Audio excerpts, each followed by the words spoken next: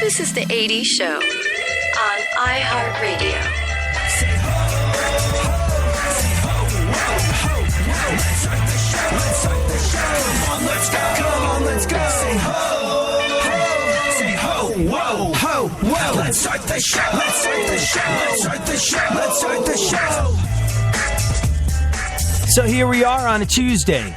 And as you and I have discussed every now and then, usually on a Tuesday, Tuesdays are a tough day. It's a day where, well, in comparison to the rest of the days of the week, it's not a Monday where you gird up your loins for the never-ending bag of suck that is Mondays. Like, you go into a Monday going, this is going to suck, and you tense up every emotional muscle, and you get in there, and you get through it, and, it's such a relief when you get home on a Monday. You're like, I did it. And then Wednesday, you're like, woohoo, over the hump. And then Thursday, it's like, ha-ha, the race to the finish line that is the weekend is on, and the finish line is in sight. And Friday is just the most glorious day of the week, clearly. And that's awesome, and that's wonderful. And you kind of have the appropriate emotional response set to every single day of the week. But with Tuesdays, it's not as obvious. I think Tuesday catches you off guard because on a Tuesday you come in and you don't really have your loins girded up for anything. You don't have those emotional muscles tensed. You're not celebrating the way you are on a Wednesday and even more on a Thursday and all the way on a Friday. No, you're not. Tuesday's this day that just kind of sneaks up on you and you get in to your place of business and you go, oh God, there's no end in sight. Or at least that's the way the vast majority of people I know get through Tuesdays. And, well, here's the thing about a Tuesday. Tuesdays tend to be the day for me, and for most folks I know, where you need a little bit of inspiration, where you need a little bit of a kick in the butt, some emotional gas, a psychic cup of coffee, if you will, to make you not feel like the week is a never-ending bag of suck, and what's the point of anything? Does it really, cosmically speaking, matter if I don't get up and go to work today? As the great Douglas Adams once said. And on a Tuesday, I kind of think it's valuable for you and me and everybody else to think about, and this works other days of the week, but it seems especially pertinent on a Tuesday. I think it's valuable for you to think about what the hell are you doing? I mean, yeah, clearly, the psychological narrative to most days of work, if you really dig for it, is, what am I doing, AD? I'm pissing my life away under fluorescent tubes working for the man, trying to help the heads of large corporations achieve their dreams. Well, yeah, there's that. But if you skip by that and you start to understand that you have a place in the world, if you're lucky enough to have a job, if you're even luckier to have a career, you have a place in the world. And you're doing things to make the world go round. And recognizing that no matter how tiny and insignificant you might feel from time to time, you play a valuable part. You have a contributing role in the society we live in. A lot of people, they want to make $1 million. They want to be rock stars in whatever field that they happen to be in. They want to be successful. Success is such a weird word because it's so hard to qualify, so nebulous. And I don't know, I think striving for success is nice. But because it's so impossible to figure out what success is, especially if you're going to stack your version of success up against somebody else's, it's kind of hard to aim for that, especially on a Tuesday where you're questioning absolutely everything. Is success just being alive? A lot of people will tell you, oh man, any day above ground is a good day. And that's a great and wonderful way to look at it, but it doesn't set the bar exceptionally high. And your version of success might be, I need to make X amount of dollars. And you might find out that you know someone else, their X amount of dollars that they have to make dwarfs yours. And you start to feel about this big when you compare your version of success to someone else's. So striving for success, yeah, that's a bit of a nebulous thing that can take you down a rabbit hole that goes nowhere and leaves you a little bit more distressed and depleted than you were before. Striving for success is tough. But you know, it's interesting. Knowing your place, knowing your role, knowing the contribution you're making, the little way in which you're helping to make the world go round. Recognizing your value, giving value, and trying to figure out how you can be valuable. Somebody did something for me the other day. It was a very simple thing, but they stuck their neck out for me. They're like, hey, I noticed this isn't going the way it should be for you, and, well, here's some ideas that I had to fix that around the office. And I was like, oh, my God.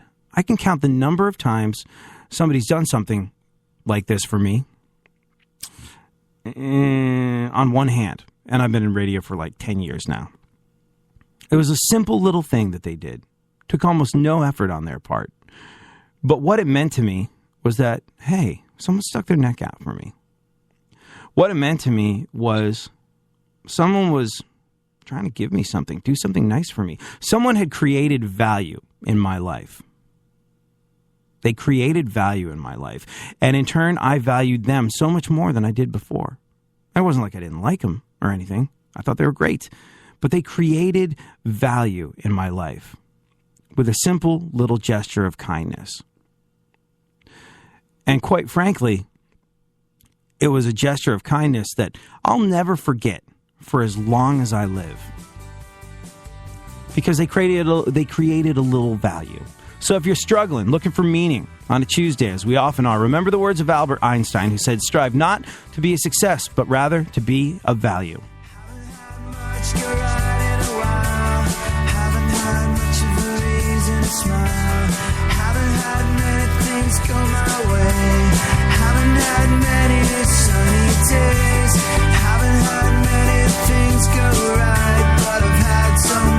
Sleepless nights, nothing ever seems like it will be half of what I hoped it would be. So just this one time, please let things go my way.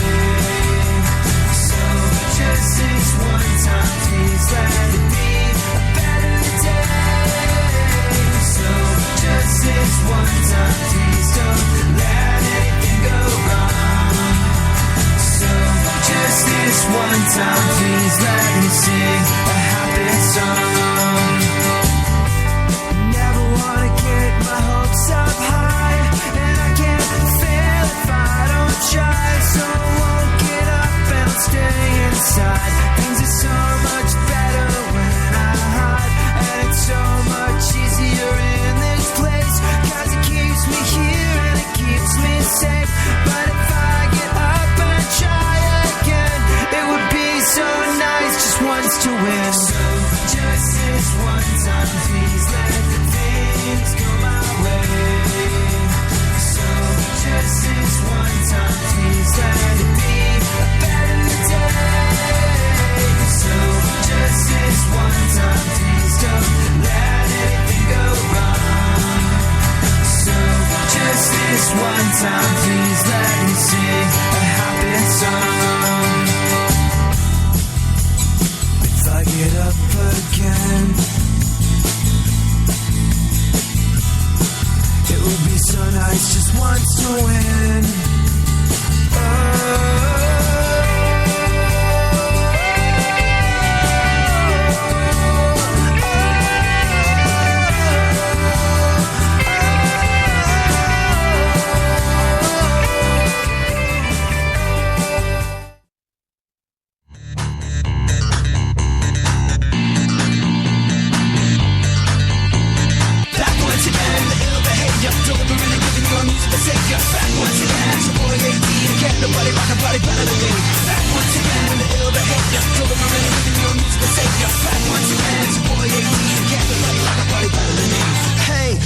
What's that sound? Coming so loud from your radio dial. AD, be getting down when you're rocking the jams. Here I am, going back once again. I'm ruling all city like a king. I am a master plan. You know,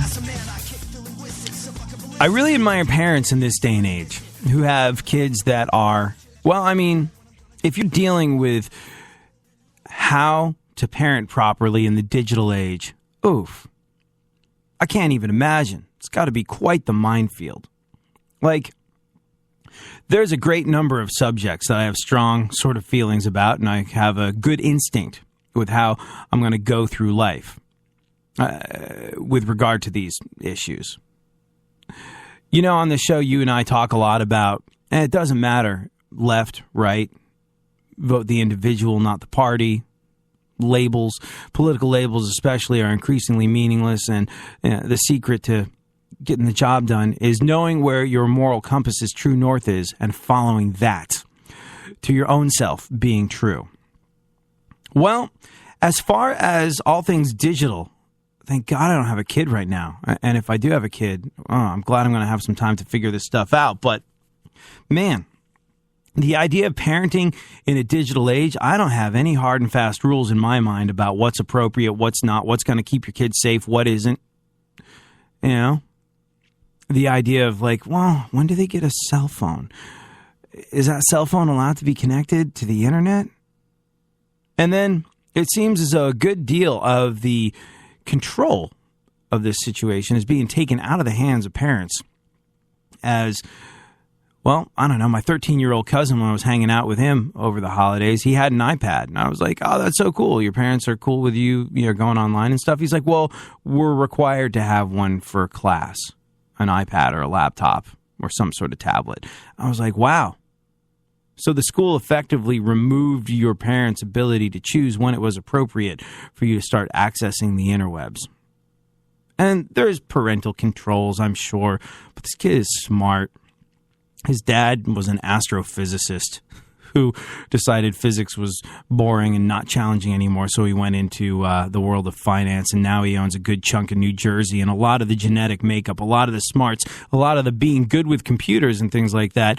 Yeah, the apple didn't fall far from the tree. So if this kid wants to access things on the interwebs, he can figure out a way to do that, I'm sure. And his parents let him check out YouTube. YouTube has some truly awful, hateful, bottom-of-the-barrel examples of humanity on it. And, they kind of trust that he is a fully formed enough person to have his own opinions about what's right and what's wrong. And the kid seems to be turning out great. And I commend the decisions they're making because they seem to be working. But that said, the area of parenting that I think is probably going to be the most difficult for people to navigate as time wears on is digital. The access to things that maybe they shouldn't be seeing, maybe they shouldn't be reading, maybe they shouldn't be hearing, that kids are going to have through their phones and whatever the hell next device is around the corner. Man, that's going to be borderline impossible to get a handle on. And you can't control it. So I guess a big part of what you got to do in that situation is raise the best freaking kid you can. Be an involved parent. Make sure that your kid is going to be ready, maybe a little earlier than they had to be in the past, to know how to emotionally deal with some of the things that they're going to run across because they've got some sort of device that's connected to the internet. And it's a tough one. And man, I do not envy people who are parenting in the digital age. And if you are the parent of a kid who is coming up in the digital age and they do not turn out to be a maladjusted psychopath, I salute you all the way. But this is a tough one. This is a bit of a conundrum. Did you hear about the schools in Illinois? They're sending out letters to parents telling them there's this new law in Illinois that forces students to give their social media account passwords to school administrators. How would you feel about that if you were a parent and their teachers and school administrators had access to their social media? It's an interesting conundrum, and one we'll get into after we look at the events of today in our segment, My Witness News, in no way, shape, or form fair. Certainly not balanced. Funkhauser. A, how are you? B, what is going on in the world? Got a frantic call this morning from a girlfriend. She says she locked herself out of the apartment. Oh. Ever happened to you? Yeah, it did. Yeah. Go on, finish your story, and then I'll get into mine. No, she had to break through the bedroom window, that's all. Well, when you say break, did she break the glass, or did she just find a way to lift it up? We left the window open last night, so it was just a screen situation. Okay. So it's not the end of the world. Yeah. But probably doesn't make you feel great about having all your stuff in a place where you can just crawl through the window. Yeah. I had that happen once or twice.